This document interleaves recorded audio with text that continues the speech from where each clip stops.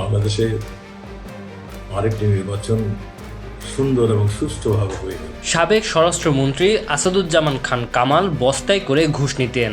মাদকদ্রব্য নিয়ন্ত্রণ অধিদপ্তর, পুলিশ ও ফায়ার সার্ভিসে নিয়োগ দিতেন তিনি বস্তা ভর্তি টাকা ঘুষ নিয়ে।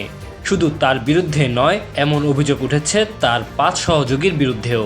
আসাদুজ্জামান খান ছাড়াও যাদের বিরুদ্ধে অনুসন্ধান শুরু হয়েছে তারা হলেন মন্ত্রীর সাবেক একান্ত সচিব পিএস ও অতিরিক্ত সচিব ডক্টর হারুনুর রশিদ বিশ্বাস, যুগ্ম সচিব ধনঞ্জয় কুমার দাস, প্রশাসনিক কর্মকর্তা মোল্লা ইব্রাহিম হোসেন, সহকারী একান্ত সচিব মনির হোসেন ও জনসংযোগ কর্মকর্তা শরীফ মাহমুদ অপু। সাবেক স্বরাষ্ট্রমন্ত্রীর বিরুদ্ধে দুদকে জমা হওয়া অভিযোগে বলা হয়েছে, আসাদুজ্জামান খান কামাল স্বরাষ্ট্রমন্ত্রীর দায়িত্ব পাওয়ার পর থেকে ঘুষ হিসেবে বস্তায় ভরে টাকা নিতেন। পুলিশ, মাদকদ্রব্য নিয়ন্ত্রণ অধিদপ্তর, কারা অধিদপ্তর ও ফায়ার সার্ভিস থেকে এই টাকায় আদায় করা হতো। এজন্য তৎকালীন অতিরিক্ত সচিব ডক্টর হারুনুর রশিদ বিশ্বাসের নেতৃত্বে সিন্ডিকেট গড়ে তোলেন তিনি। টাকা আদায় বা উত্তোলনে মূল ভূমিকা পালন করতেন ডক্টর হারুনুর রশিদ বিশ্বাস। হাজার হাজার কোটি টাকা হাতিয়ে নিয়েছেন এই কামাল হারুন সিন্ডিকেট।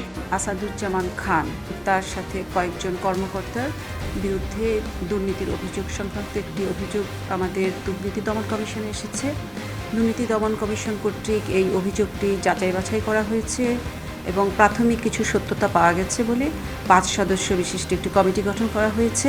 এই 5 সদস্য বিশিষ্ট কমিটি এই বিষয়টি সার্বিকভাবে অনুসন্ধান করে দেখবেন এবং পরবর্তী সিদ্ধান্ত ওই অনুসন্ধানের প্রাপ্ত প্রতিবেদনের উপর ভিত্তি করে গ্রহণ করা হবে। কক্সবাজারের মেরিন ড্রাইভে 5 স্টার হোটেল নির্মাণের জন্য আসাদুজ্জামান খান কামাল 30 বিঘা জমি ক্রয় করেছেন।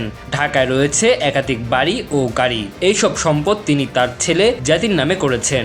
ডক্টর হারুনুর রশিদ অবসরে গেলেও এই মন্ত্রণালয়ের সব ঘুষ দুর্নীতি নিয়ন্ত্রণ করতেন তিনি। ঝুঁকি এড়াতে টাকাগুলো পাঠানো হয়েছে দেশের বাইরে। অভিযোগ আরও রয়েছে, বিভিন্ন জেলায় পুলিশ সুপার নিয়োগে সর্বনিম্ন 1 কোটি থেকে 5 কোটি টাকা পর্যন্ত নিত এই চক্র।